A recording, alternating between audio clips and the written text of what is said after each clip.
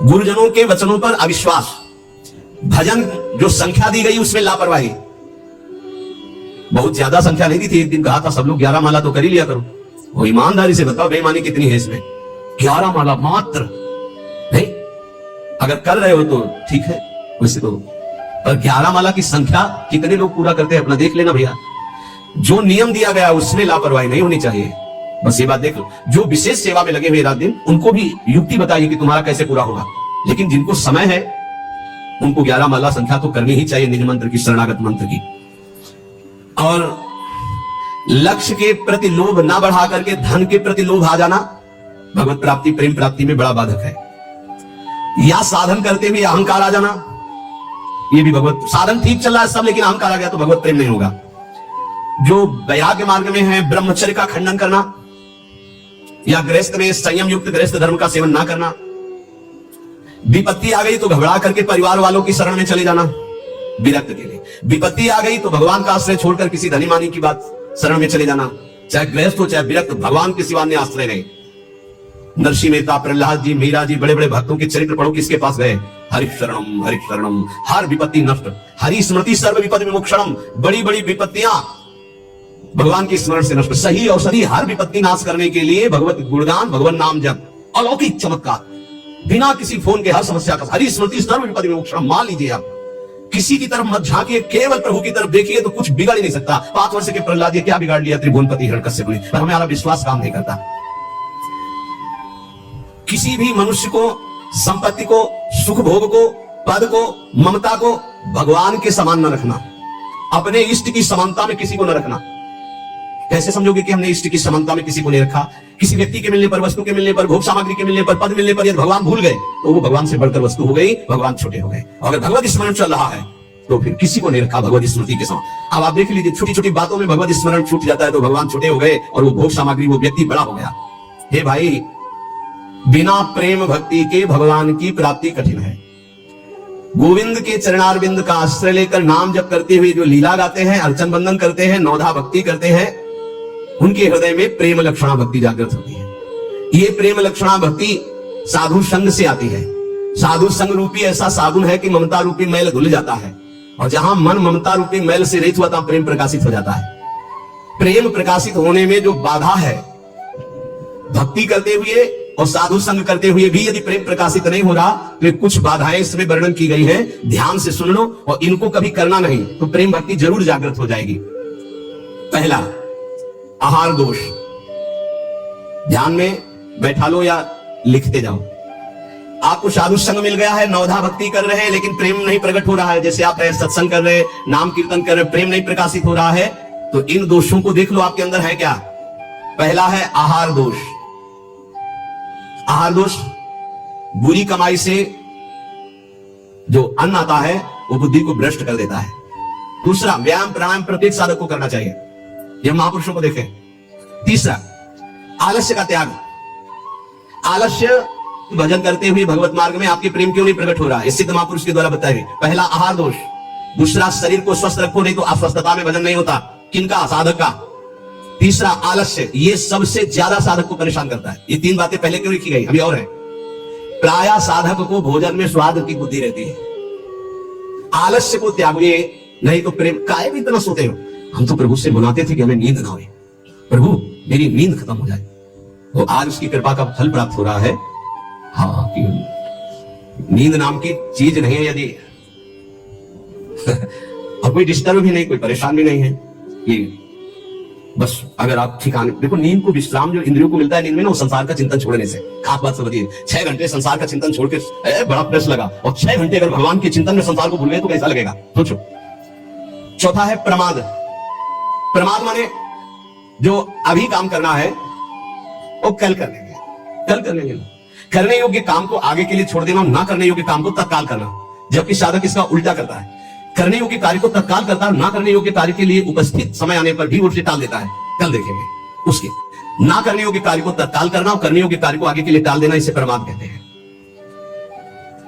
पुरुषार्थहीनता, जैसे कुछ लोग ऐसे कहते हैं कि अरे वो जब आपकी कृपा होगी तो सब हो जाएगा। हाँ, आकाश से उतरेगी कृपा, तुम्हें कह रहे नाम जप करो, समय से वाणी पाठ में जाओ, समय से ऐसे करो, ऐसे, ये कृपा नहीं हो क्या? तुमको जो उपदेश कर रहे हैं कृपा नहीं तो और क्या? भगवान गीता में उपदेश कर रहे हैं, शास्त्रों में उपदेश कर रहे हैं, ढूंढ ढूंढ करके हर बात तुम्हारे कान तक पहुंचा रहे हैं प्रभु, ये तुम पर कृपा नहीं है? तुम आलस्य करो, प्रमाद करो।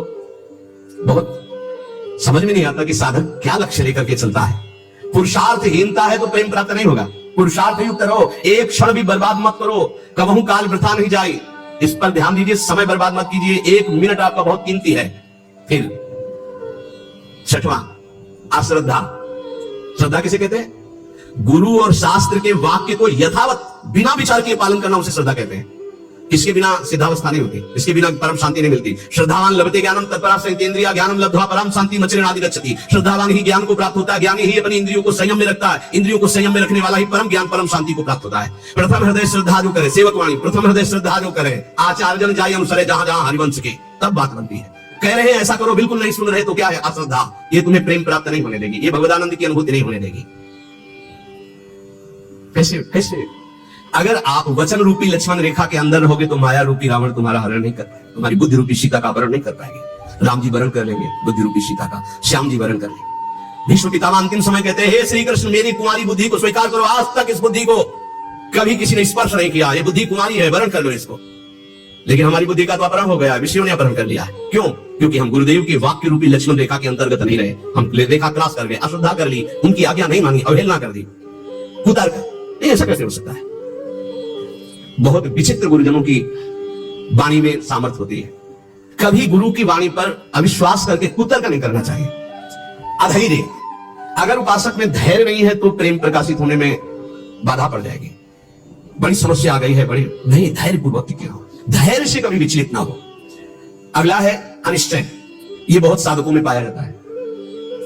एक दिन गुरुदेव भगवान ने कहा, जब साधक घर से निकलता है तो उसका वैराग्य अग्नि के समान होता है, उसे ज्वाला की तरह रोज बढ़ना चाहिए। उसका वैराग्य शीतल क्यों हो जाता है, ठंडा क्यों हो जाता है? उसका वैराग्य तो प्रतिदिन और तेजस्वी होना चाहिए। उसका कारण है अनिश्चय। सुख सुविधाएं भोग मिले और जीवन बढ़िया कट रहा है। जीवन काटने के लिए नहीं, जीवन मिटाने के लिए हम आए हैं, अस्तित्व मिटाने के लिए आए हैं। हमारा निश्चय है कि प्रिया प्रीतम की प्राप्ति के लिए हर भोग को छोड़ना है और प्रभु को प्राप्त करना है। वैरागी वही है जो समस्त भोगों के बीच में रहता हुआ भी भोग स्वीकार नहीं करता, केवल अपनी दिनचर्या और भगवत प्राप्ति के हेतु जीने के लिए केवल उसको धारण करता है। अनिश्चय हमारे हृदय में जब होता है तो हमें भोग गिरा देते हैं। हमारा निश्चय क्या था?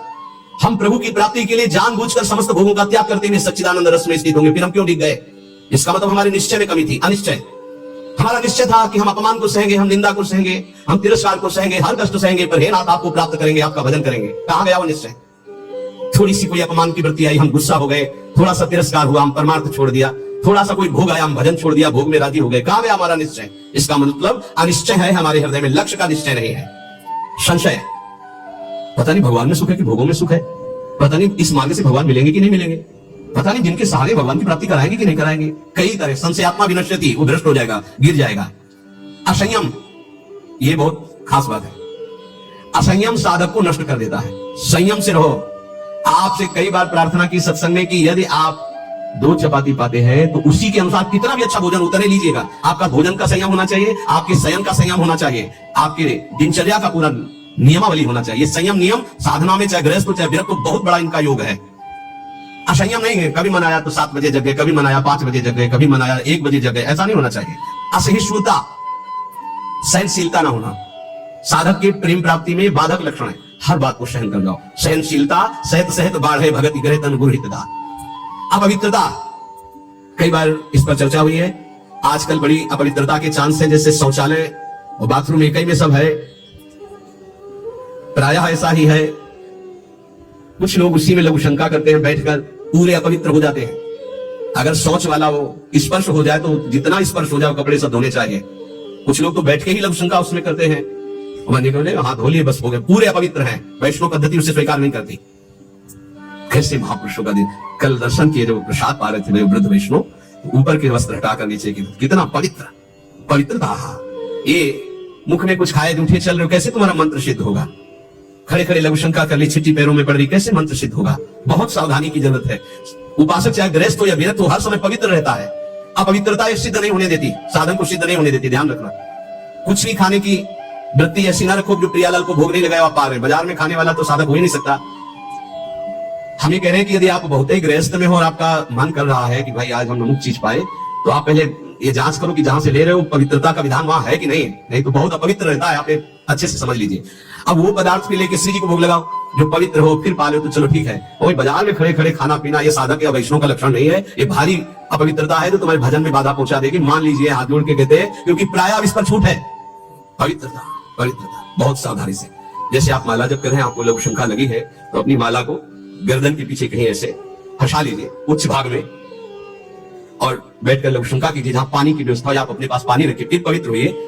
अगर ऐसा है कि जल नहीं है तो रज से कर लीजिए, रज से हाथ धो लीजिए। जब तक पानी न मिले आचमन न करो तब तक माला नहीं, ऐसे नाम जप करो। ये अपवित्रता भगवत प्राप्ति में बहुत बाधक है और लोग इसको मानते ही नहीं है। कोई बिरला पवित्रता का निर्वाह करता नहीं मान। कौन भ्रमण में लघु शंका के लिए कमंडल रख रहा है? वीआईपी पना हट जाएगा।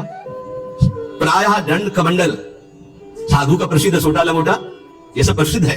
काच वाच मन निश्चल राखे धनी धन जननी तेरी रे। बहुत अब प्रायः दर्शन करने वालों में ऐसे दर्शन होते हैं, हाथ में बिस्लरी की बोतल ऐसे, जैसे कोई जल चढ़ाने की गंगा जली, प्रायः बिस्लरी की बोतल ऐसे हाथ में होगी। जमाना बदलता चला जा रहा है और या स्मार्ट मोबाइल हाथ में होगा। कोई भले आदमी तो ऐसे मिलते हैं कि मोबाइल से ऐसे वीडियो दाहिने हाथ से बना रहे हो, बाएं हाथ से ऐसे कर रहे हैं। बाएं हाथ से किसको किया जाता जानते हो? शत्रु पक्ष को। जब राजाओं के यहाँ दुश्मन का दूत जाता था तो बाएं हाथ से सलूट करता था, तब पता है कि दुश्मन का दूत आया इसलिए बाएं हाथ से करता था। तो आजकल नए बच्चे वो जानते हैं नहीं, तो मोबाइल से शूट कर रहे हैं ऐसे, बाएं हाथ से ऐसे कर रहे हैं। यह भगवान के सामने या भगवत भक्तों के सामने, चलो आपके हाथ खाली नहीं, वीडियो बना रहे हो तो नेत्रों से कर लो, बाएं हाथ से काहे को? दुश्मनी काहे को मोल ले रहे हो? बहुत बड़े के दरबार में हो, बहुत बड़े के पार्षद है, वो हर समय देख रहे हैं। आप क्या समझते हो हम अकेले चलते हैं? नहीं बोले 10-20 साथ चलते, नहीं इनकी बात नहीं कर रहा। एक कदम भी ऐसा नहीं जिसमें हमारी महारानी जी न चलती हो। ये जो छोटे छोटे नवजात शिशु जो सब, ये जानते हो महारानी जी के प्रताप का आशीष लेने आते हैं। हमारा कुछ नहीं है, हमारे आगे आगे चलती है हमारी महारानी जी। हम उनकी दासी उनके पीछे चलती है, आगे वो चलती है। ये जो फूल बरसते हैं ना